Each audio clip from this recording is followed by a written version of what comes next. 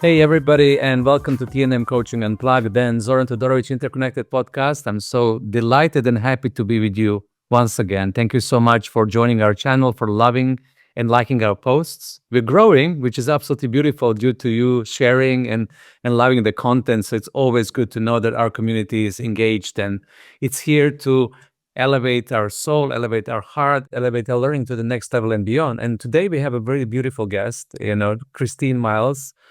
She is an amazing expert in the art and science of listening. And as you know, a lot of the people who are listening to our podcast are coming from that space of growth and development. And we always are looking for the specific skills.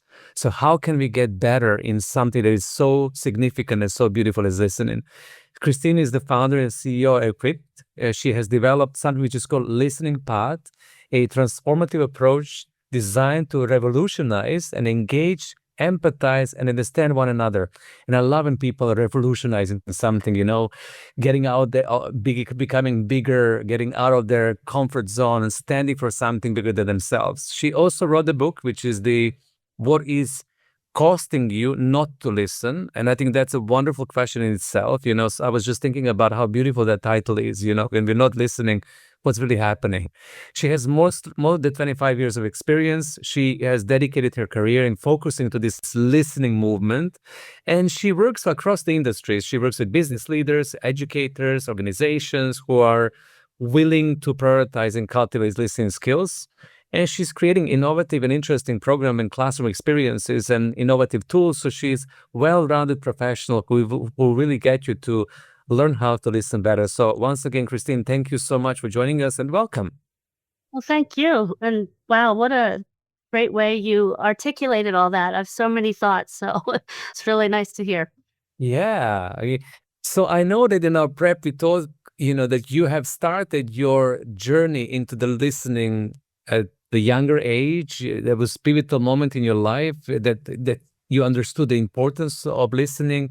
So can you please tell us, how did you get into this whole topic of listening, the importance of listening? What really happened in your life? Yeah, it started very, very early for me. So I remember as early as 5, listening kind of in a different way and paying attention to things in a different way. And that really largely stemmed from my mother, who suffered from mental illness. She had depression and anxiety among other things, and at a time that it wasn't really known how to treat this effectively. But she had lost her mother from childbirth. Her mother had rheumatic fever when she was very young, and the doctors recommended that she not have children, but she didn't listen to that. And my mother lived with losing her mother and knowing or thinking and believing she was the reason for her mother's death. So it was pretty profound. Now I was the girl in the family, so and trust me, the therapist and I still talk about this because there's in this. But, my mother expected and wanted me to understand her pain. That the whole of not having a mother was really big for her. So there was a lot of burden added. I was very parentified, as they would say in the therapy world, as a child. But there also was a pretty great gift that I got, which is that I saw and heard things and paid attention to things that most people didn't, even as a very little girl. And it has been very significant in my achievements. Like, I haven't done anything in my life that successfully without having this skill be right in the center of it. Because I'm pretty ordinary in my talents and abilities, and I'm very well aware of that. But listening's a superpower. It just elevates everything. So that's been the reason for my success, and I've also seen why it's been a reason for a lot of failures in people's lives, not listening. Mhm. And I completely agree with that because, I come from the coaching profession, so to say, and I have always the listening mindset. And one of the most important key learning competence in coaching and leadership, and we'll branch into that later on, it's our ability to listen. And I just want to comment on what you said so far, that sometimes when we are challenged with these hardships at the really early age in our life, it somehow molds us into some kind of gift and ability. Isn't that interesting? Because, when I speak with people like yourself, there's always some kind of pain point or challenge or hero's journey Mm. that gets you later in life to do something. Allow it. You have to allow it to, right? It's so true, and I wish life were pain-free. It is not. My mother was in tremendous emotional pain her entire life, and it was invisible to most people, and I saw how it was a struggle for people to really understand her pain in so many ways because they couldn't see it, they couldn't touch it, they couldn't feel it, and made the emptiness even more so because it's lonely to not feel understood. So, yeah, I mean, there's a lot of ironies here in terms of how that trickles down, and but I learned, like, when you really see and understand somebody, it is profound in terms of the experience it creates for people. So, when you give that gift, it's a healing journey for yourself, in my opinion. So that's really why I love this work because it heals others and it heals yourself. Yeah, I love that work as well. And I think it's wonderful what you say, healing others and healing yourself, and also the importance and significance of listening. What really inspires me about you and the work is that nowadays somehow we got in the situation that due to the social media and digitalization of everything, our listening abilities challenged.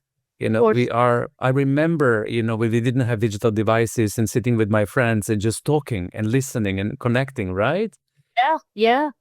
It's well, we're just the stat now is that the average adult, not child, it's worse for children, spends 6 hours and 40 minutes online a day.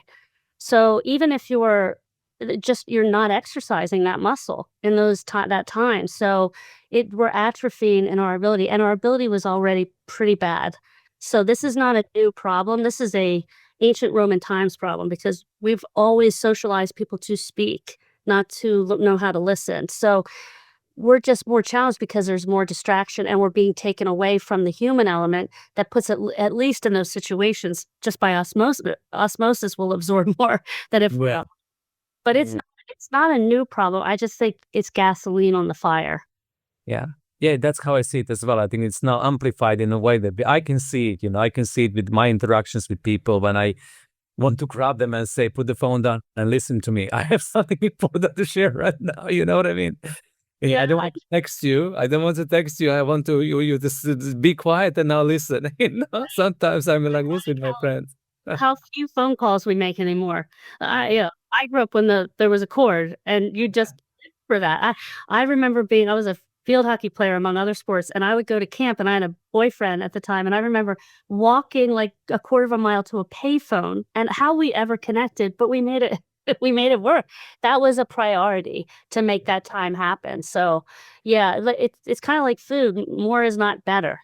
So we have all this connection and it's leading to more disconnection, which is kind of ironic, yeah. And in addition to your, upbringing, when you were kind of put in a situation that you were, inspired to listen, or you were a caretaker and support, what else happened in your life that along your life journey got you to even emphasize listening even more? Anything else that kind of shaped you to come to that point? Yeah, well, a couple things. One, in high school is when I first started to realize that this was a standout thing because I wrote about this in my book. I was invited to the award ceremony as a senior, and I thought, well, I know I didn't get the math or science award. Like I was trying to figure out where I was going to fit into because they don't tell you what award you win. And I was a pretty good athlete, but my best friend growing up was going to win that award. I knew that, so I was really dumbfounded. And when I got there, they called my name and I got the Good Citizenship Award. And I thought, why? Yeah, I mean, I didn't do any community work. I didn't volunteer. I didn't do anything like that. But I realized it was because I knew my classmates and I always didn't matter who they were, I got to know them in a different way, my teachers. So I was viewed as this community person this just for showing up a little differently. So that was when I started to realize it was something special. And then when I was 28, I was in an auto accident that really profoundly changed my life. I was a pretty high level athlete. I was playing top level field hockey. Mhm. This accident, I had 3 years of chronic pain following the accident, but 6 months after trying out for the United States field hockey team on the second occasion, I woke up and I went to pull up my shorts and I couldn't stand up. So my life pivoted on a dime. So I learned later that I lived a version of my mother's experience. Like her pain was psychological, mine was physical. Physical. Yeah, yeah. But you couldn't see it either. I mean, I had 3 major spinal surgeries in my 30s, so when I had a brace on, people were like, "Oh, you're hurt." Most of the time, they just thought I looked great. I was in level 7 to 10 pain, and so I really felt profoundly what it feels like to not for people not to be able to understand what they can't see. And that really propelled me in a different way into the work. Mm. Yeah, I love what you're saying. What takes people not to see, when people are not see, how can they listen for that they're not seeing, and then how we can get deeper into that importance of listening. I mean, inspiring. I mean, I can say, Christine, I mean, it sounds like a tough hero's journey from my point of view, but it led you somewhere, right? You have a book now. Like most of us, Mhm. pain and joy in life. So in the midst of all these kind of tragedies, and my accident was way more tragic than I thought it was going to be in my lifetime, and it has shaped my life like profoundly. But there's also a lot of joy and along the way, and I think Mm. that's part of the listening problem. So I'll go a little philosophical here. We don't like to see people in pain. So, because we're not taught to listen and we're not socialized, and depending where you are geographically in the world, some more so than others, we don't ask about the uncomfortable things. We just want things to feel good. So, in my mother's case, they looked at her. My mother was beautiful. She lit up the room. And so people went, "Well, you have a great life now. So you lost your mom, but you have a child, you have a husband, you have this, all this talking her out of the pain." And same with me, like, "Are you okay now? Are things better now?" We want to move and rush forward when we have the listening part is really to be in the struggle, not in the solution. Whatever we're doing, selling, coaching, talking with our friends, being in the uncomfortable spot is what part of listening is really about that we're missing so much. Mm. So how do we do that, Christine? I mean, the big question, how? I know it's not easy to respond that. If audience is listening right now and they're saying, wow, this is so new, because what you're saying also, even to the coaching community and leader community, I know it's new. So being in that struggling position when you're not bypassing that quickly into the solution immediately, how do we train ourselves to do this better? And I love the language that you use. It we were not socialized in listening. We're socialized into talking and being verbal. So I would love to decode those two. First of all, how do we get there, and then how do we socialize ourselves more into listening? Go ahead. Yeah. So how do we get there? So I think we have to reorient what listening is. There's a lot of what I call myths about it, and active listening is kind of the Kleenex. I call it. It's the brand recognition of what good listening is. And as someone in the field of psychology, I believe in active listening. I mean, it's getting to the meaning, which is exactly what my work is how do we find the meaning or the insight? The problem with active listening is it's so behavioral focused. It's really designed for psychologists, by a psychologist. So we're expecting to just be able to white knuckle our way to success, ask good questions, make eye contact, do these things, and most people are overwhelmed. So we need to make it simple and we need to reorient it. And the Mm. first reorientation is you use the hero's journey.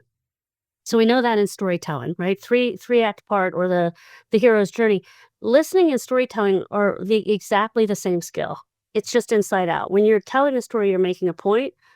When you're listening to a story to find the insight. Same difference. So what do Yeah. great journalists do? Journalists go and get the story so they can in turn tell it. So on that hero's journey, which is what the listening path is based on, there's four parts of a story: the beginning, the struggle, the tipping point, and what I call the new beginning or the ending in the hero's journey.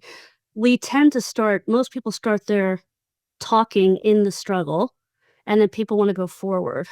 But we need to go back and get the beginning of the story and the struggle before we go to that new beginning. So we have to use the same map for storytelling as we use for story gathering. And that Mm. changes everything. So I'll give an example. So a lot of parents will say to me, I try to talk to my kids. I ask them how their day was at school and they say good. And I don't get anything else. Yeah, they're good. Fine. Fine. It's fine. So you've just been dropped in a story. You asked one question, a one word answer, and you think, well, I can't, what do I do now? Mm. Your job as the listener is to be the journalist that gets the story. So how do you go back to the beginning and follow the day? Not just get a little bit of a description, but actually the story of the day is how you get the insight of what happened in the day. But we don't think of that as a story. We think of that, oh, the conversation's done. He or she just won't talk to me. Well, Exactly. it takes some rewiring for the kids if they're used to being asked that question. But we can be a journalist that guides the speaker to tell us their story if we have the right tools. So if you don't mind, just for fun, if that's okay with you. So I'm with my kid and I'm saying, okay, how was your day? And then he says, fine. And I'm like, all right, he really doesn't want to talk to me. So I'm learning from Christine right now. I need to rewire, I need to go back, and understand story. What would you ask next? Would you just be silent? Would you? Yeah. So that's the next tool. So the first tool in the listening path is the map, knowing that you need to get a story, the map to the story, and then you have these four stops to a story, just like when you're telling. Now, how do you guide the speaker? Well, we tend to go forward. So, okay, he's done. He doesn't have anything else to say. Instead, we need to go backwards. Did you play sports, Lauren? We talked a little bit about this. Like, Yeah, yeah. Tennis like you love and paddle that I love, you can do that analogy. Let's go tennis. okay, well, that's probably a little different, but like a team sports like soccer or basketball. But as well, yeah, basketball, soccer, yeah, great. Right, so soccer, you don't just move the ball down the field, you have to go back to cross the ball, right? If you don't use the entire field, you're not scoring, especially at high levels. So Mm. very, very new teams go play all in the middle. The best teams play every inch of the field. So think of this as now I'm going to widen the field. So instead of saying, all right, I'm done, or even what happened next, go take me back to the beginning. How did your day start? And when you go there, now you still might get out, "Dad, what are you talking about?" Because 'Cause they're not used to it, Yeah. but you practice it. "Well, you woke up late, you know, Mhm. tell me more." Just start at the beginning instead of in the middle, because then Right. you're pulling the ball back and you're widening the field, and it's amazing what you will open up just with that one question. I have to say to the audience and to you that I've done this a lot in my life. I mean, yeah, I know exactly what you're talking about instinctively, not in the process, right? When I would widen the field and go backwards, when somebody say, oh, how are you? I'm fine, and what's going on? I'm okay. And would you like to talk? Yes. This one words, maybe Yes, what yes. really happens when you go backwards and they say, okay, how was your day so far? How did it start? What happened so far? And then people are suddenly, all right, now I can tell my story, right? So I woke up and this happened and that happened. And then we get into it. Is that the way? Absolutely. People are terrible storytellers. They're terrible. I love that. Yeah, most of us and I've done storytelling work in businesses, and Yeah. it's a hard look, there's lots of companies that do that because we Yeah. know that's one of the best ways to communicate, and that's why I say you gotta learn to gather it before you can learn to tell one, 'cause the Mhm. precursor. But, so we're terrible, so we discombobulate the listener from the off the start. We're confused. If you're confused or certain, go back. That's what I Mhm. say. Because if you're a salesperson and you hear a problem from a customer and you think, "I've heard that problem before. Boom, I know the solution. I'm gonna go for it." Nope, you better go back. If you're confused, like you are fine, okay, I'm not sure, you're like, I don't know what that means. I better go back. So if we pull the ball back, if we pull the story back to the beginning, it dynamically changes the experience for both the listener and the teller. We're starting to organize the speaker to tell their Mhm. story a different way. Mm. And we give them a little bit more space to express. And then I suppose that when you do that in the steps, then you need to really be present. Is that correct to hear?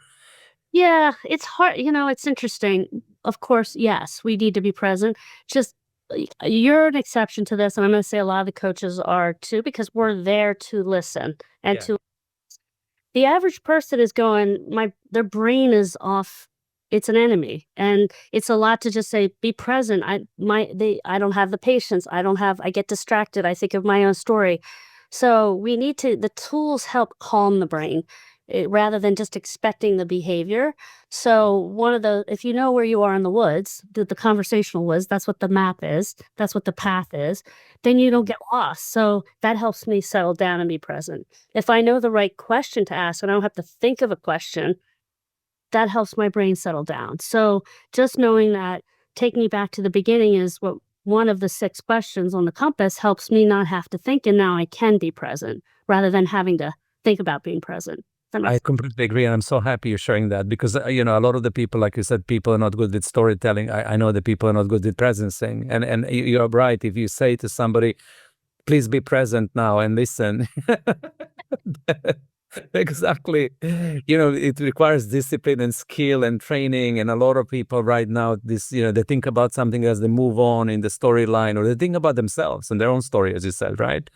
they're not available to somebody else. So what you're saying is those questions in the map, as they follow the listening journey, will help them focus on that, and by default, they will become a little bit more present and available. Sorry, yeah. Yeah, it's a side effect. So I relate this again back to sports. So I was an athlete that didn't like to run, but if Mhm. you threw a ball, I would chase it all day. And same effect, I would get into shape. So I was like kind of like a dog, just go get it. So my coaches were very wise. They didn't send me on 6-mile runs. They just ran me for 6 miles chasing the ball. So rather than go running, be present, that's a hard thing to do. Let's just give you the skill and the tools to practice it, and then the side effect becomes being more present. And the same is true with being more empathetic. So this goes into the second part of what you just said in terms of being socialized. So I people hear a lot that with active listening or the right kind of listening, you need to be empathetic. Just show up, put yourself in somebody else's shoes. Some people are terrified by that statement because they don't have the same level of empathy naturally. A lot of Mhm. people say, "Oh, my wife is way more empathetic than I am," or my husband or my kid. Mhm. They feel in a one down position off the bat. And I always say it's not that you have to be empathetic. If you listen well, the empathy will come. So it's like watching a movie. If you watch a movie that you're not interested in, you're not watching that movie very intently. If it's not Mhm. the story's not compelling. So Mhm. good listeners know how to get the story out of the speaker in a more compelling way. And one of the ways they do that is they have to ask about the emotions, which we're not socialized to do. Right. So the compass or the way to guide the speaker, there's four fact questions because we need facts. Stories have two parts of the narrative, the facts and the feelings. So Mhm. if you have the feeling questions in the compass, then you just know to ask them, you'll get the feelings every time. Mhm. How does that make you feel? Is one of the compass questions. And it sounds like you felt, and then you fill in the blank. We're not socialized to put those questions in our nomenclature. So we need to just provide it and make Mhm. it okay for people to ask it. And then the story really opens up, and then the empathy follows. Mhm. So again, the empathy follows as a result of us listening. Instead of saying that now you need to be empathetic, you need to extend your emotional intelligence and show up for people and fully absorb their emotion, which is difficult for all of us. We have challenges feeling ourselves, let alone feeling other people. People at Brene Brown's research said 3 emotions. 3. Let me see. It's not we're not taught for the language. I've been speaking for a long time, and I joined this the speakers network, and it's a training on performance. And one of the things they train on is how to make the audience feel. And these highly successful people in my cohort struggled at that point because they didn't have the language that I had emotionally to describe what they wanted the audience to feel. That was a leap for them. And I thought, wow, this is really missing in our ability. So we have angry, we have frustrated, we have happy, but there's so much more we need to articulate. And when we explore that, we open up that emotional language, which is makes the story more interesting, makes the movie more dynamic. And that's Yeah. why we connect differently. Mhm. Absolutely, and makes it more juicy, makes it more authentic. The whole Brené Brown piece of it with Atlas of Emotions. I've done this with my children when we were exploring that book, opening it up, and then seeing the diversity of the language that we were not aware of, that you can use to describe different sensations in your body that we call emotions, that nobody taught us along the way besides just the basic. And I think that I always say to my listeners that what makes us human, it's our ability to feel. And I think that the whole part of being able to include that in the listening, widening up that range of emotional connection so that empathy comes as natural thing. It's something that we know how to do instinctively, but we all need training and evolution and development, right, to kind of flex that muscle even better, even more. Language and permission. Pardon me. One of the things about my childhood, despite the difficulties, was that nothing was off limits emotionally to discuss. So Mhm. having that language allowed me to explore more about myself and other people in a whole different way. That's a gift. Most people aren't given that in Mhm. terms of articulating that. So when we explore that in our conversations, then we're really changing how we, and this is whether we're talking business or personal. It's Right. the same thing. If I have a business leader that's stressed out because they don't have enough revenue. That how does that make you feel is a really important question. Terrified, worried, whatever that is. Right. Concern, exactly. Not rather than this. What keeps you up at night? That's a question that's very factual Hmm. and direct rather than how are you feeling? Or are you feeling this? It sounds like you're feeling because then we're just going right at the connection point rather than trying to make it so glossy and less human in our questioning. And you mentioned businesses, and I know that you work with businesses, and part of our audience, as I shared with you in preparation, it's leaders from businesses, entrepreneurs, startups. We have a lot of coaches as well, who listen to this podcast. So my question to you is like, what happens in business when people are listening, and what happens in business when people are not listening? From your experience, what is the significance of that skill?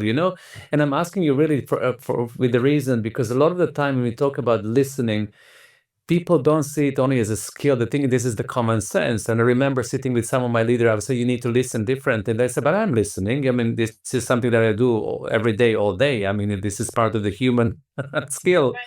Yeah.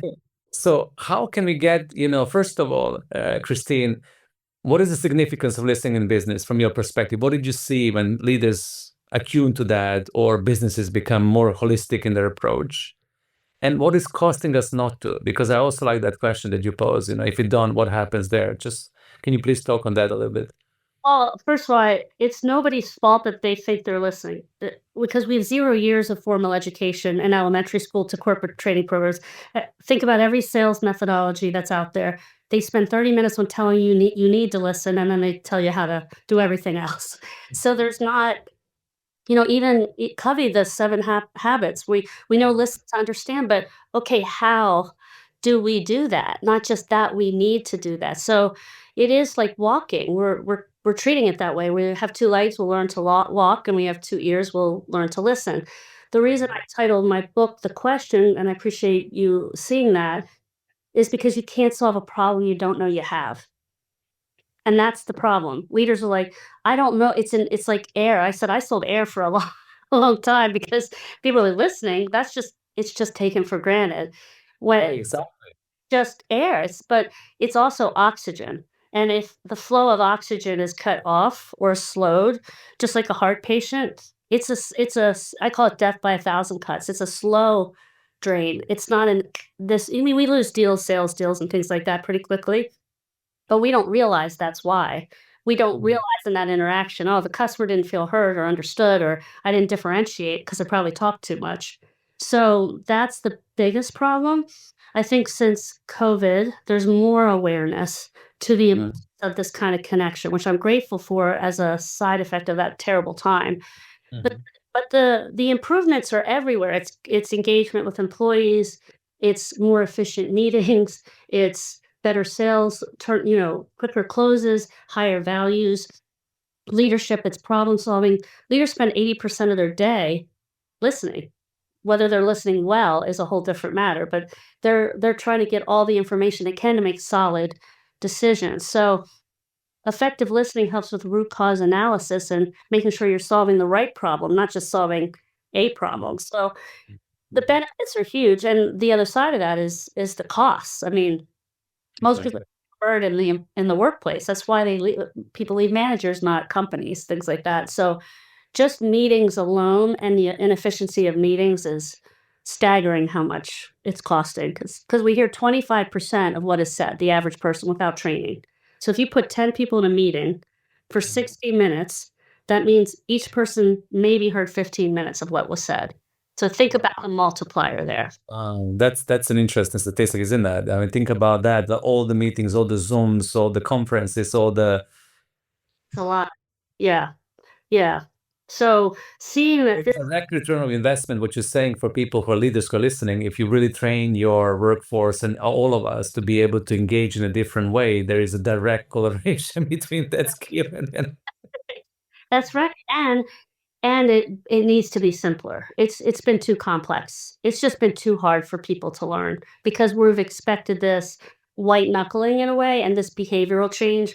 And I think it's been way too complicated, and that's what's made it so hard to do for organizations. There needs to be a real common language and skill set around how to do that. So one of the things we teach is how to listen as a team. Because if I'm in a meeting and I'm the primary one in the listening part of the conversation, everybody else, they're listeners too. And if we have a common language, we can help keep everybody on track in the conversation. Because what we tend to do is talk, then somebody else talks, and then somebody else talks, rather than let's make sure we listen before we talk again. Let's make sure we understand before we redirect and redirect and redirect. So it takes a village to make that happen, in my opinion. It does. It does. And it takes commitment and it takes, dedication. And also I think that even though I agree with you, it has been made really complex. And it's one of the things I love the analogy that you made, we're selling the air, but we need the oxygen. The oxygen is listening, even though everybody's saying, wow, this is a common sense. I listen all the time. I think it's an important thing to bookmark for the listeners. And it takes the village, absolutely. But the outcomes, the benefits are amazing. So tell me, when you work with businesses or individuals, we can do both because people come from different walks of life. What is the outcome? What happens if they choose to engage, if they choose to read your book, if they choose to go to the listening part, if they choose to go at the beginning instead of just problem solving, if they get trained to ask good questions, to connect emotionally? What do you see? What gives you that kick, Christine? Like, what is the impact that you make? Yeah. Well, the first thing we make sure that people connect to is that they can listen at home differently. We know that if they have an experience in their personal lives, then they're much more likely to take it in their business lives. So the stories of in one conversation what has happened is it's just so heart filling because people say things like I had a conversation that just changed my entire relationship. One guy told us after a conversation with this was a senior account executive at a large pharmaceutical company. He said, I went home and I used just the compass and the little went half a day of training. And he said, I had got the first unsolicited hug from my daughter, who's 16, in 3 years. Oh, One, yeah, it was a tears. Um, from a customer standpoint, it's internal and external. So internally, it changes how people collaborate. That's what we see. How they breaks down those silos because they're more engaged, because they have a way to understand in a different way. And certainly leaders who even go through any type of this training always already feel better because they're heard and understood in a different way. From a sales perspective, it's we close deals faster.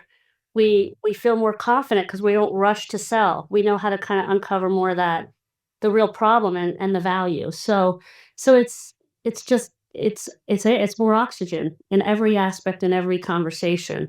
So, so people feel like they have this common way of coming together and making things happen together. Yeah. yeah.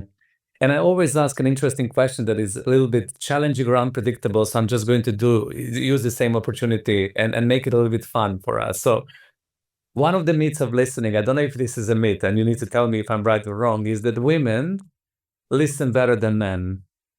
Is that Is that is true? something that you see is true from your experience? So I'll go science before I go anecdotal. So scientific, our women's brains have a bigger connector to the right and left brain because of being mothers. So we are designed to be better listeners. So there is something to that. I deal with a lot of women in the workplace, and they will say they are as impatient and problem solving as their counterpart, their male counterparts. So we're living in a world now where we're not just having as much time as we used to. So women are starting to fall more into this trap of wanting to get it done, wanting to fix it, rushing. It's getting watered down quite a bit, even though historically we are wired to do better. So I think we're both guilty. Let's just put it that way, both men and women. Yeah, absolutely. But I love that there's a physiological explanation because I felt that. I mean, in my own relationship, with my wife and with the women in my team, I sometimes feel that women have this different presence when it comes to listening. They really allow themselves to take the part. And then also they demand, like in a personal relationship, I would be in a situation when my wife would want me to listen better. She would say, "You're not listening to me." And I said, "But I am listening to you." She's, "No, you're not really listening to me right now. You're somewhere else." I was like, "Where am I? I'm in the room, right? I'm with you right now." "No, with you somewhere else. You're not really listening." So it's interesting, that dynamic, isn't it? It's very interesting, and I think, yeah, we feel it when somebody's not. What I admire is that she has the presence of mind to say it and to insist that, like, and you listen to that because it it's really hard.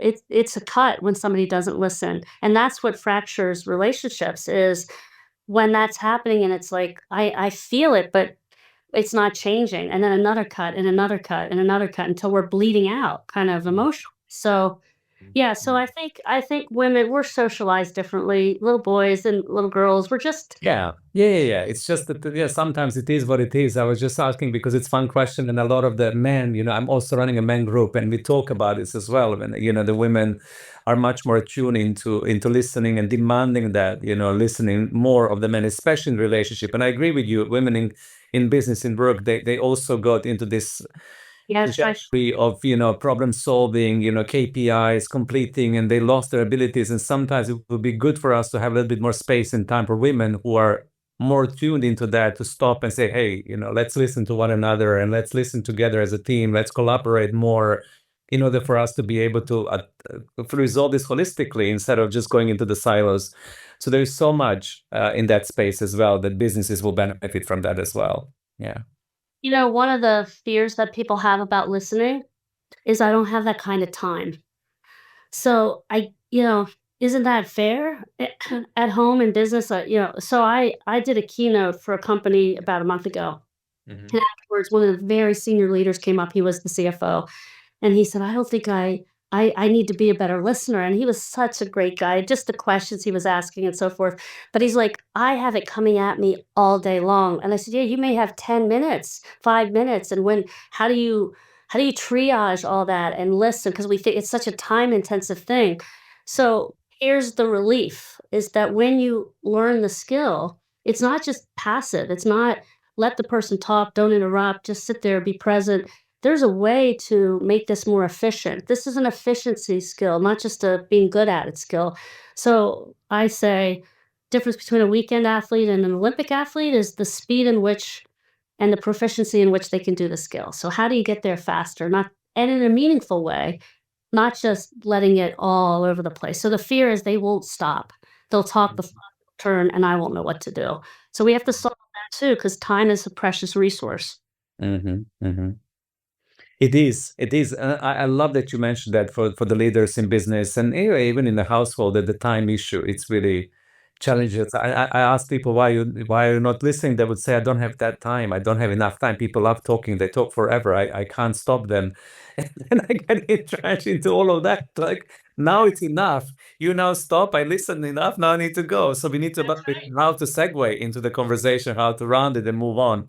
So yeah. Interrupting is a really important listening skill. It's a more advanced skill. It's not where we start. So, but interrupting isn't bad. It's how you interrupt and for what reason.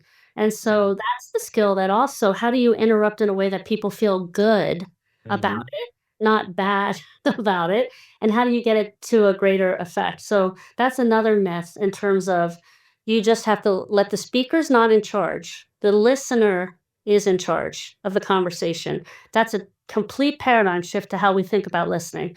You're going to talk, I'm going to listen, have a good time, and I'll be here as long as you need. Nope. I'm the guide, and I'm going to help you tell me your story in a way that I can understand meaningfully, efficiently, and in a way that we're discovering something together. But that's my job as the listener, not your job as the speaker. I love what you shared right now, and that you and I can continue talking and recording this podcast that people love, which is 2.5, 3 hours. But I've been coached by my podcast coach not to move in more than 40 minutes. But I'm literally thinking, okay, so Christine and I can continue talking right now, and it will be one of these like 2.5, 3 hours down the line podcast. So we are kind of wrapping up.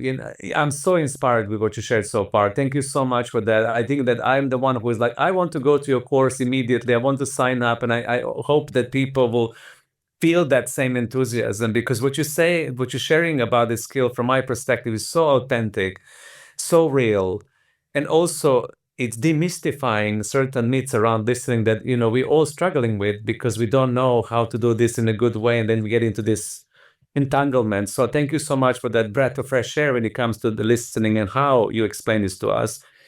And thank you for writing the book. And we're going to reference this book in our podcast description. And also, we're going to get people to visit your website and your social media. So, Christine, thank you so much. So, how would you love to leave audience with? What is your call for action? Anything that you would love to drop into this conversation that you feel complete, and you end in the way that you would love to?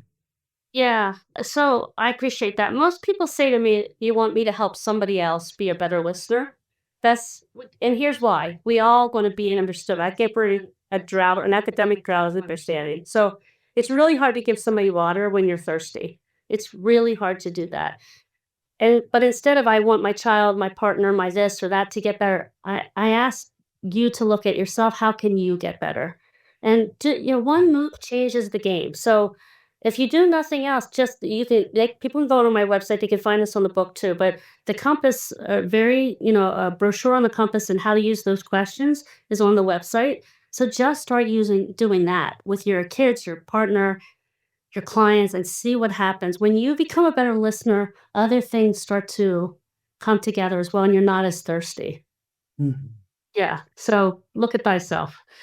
Beautiful, beautiful, beautiful. Thank you so much, Christine. Thank you for your presence, for your, mastery. Thank you so much for showing up for humanity in these really challenging times when we do need to learn how to listen better. And if you look at the state of affair and see the conflicts and misunderstanding, that everything actually arises from our inability to connect and relate and to hear each other and listen well. So this is one of the skills that we really have to emphasize for everybody. And thank you so much, all of you, for joining TNM Coaching Unplugged podcast. We're so happy that you're with us, and we're growing. As I said, thank you so much for sharing the links. This was a good one. There's a lot to learn, and hopefully I'm going to invite Christine to join us once again. We can have a little bit of deeper dive into some of the skills. For time being, thank you so much once again for joining in. And Christine, thank you. And everybody, bye-bye for now.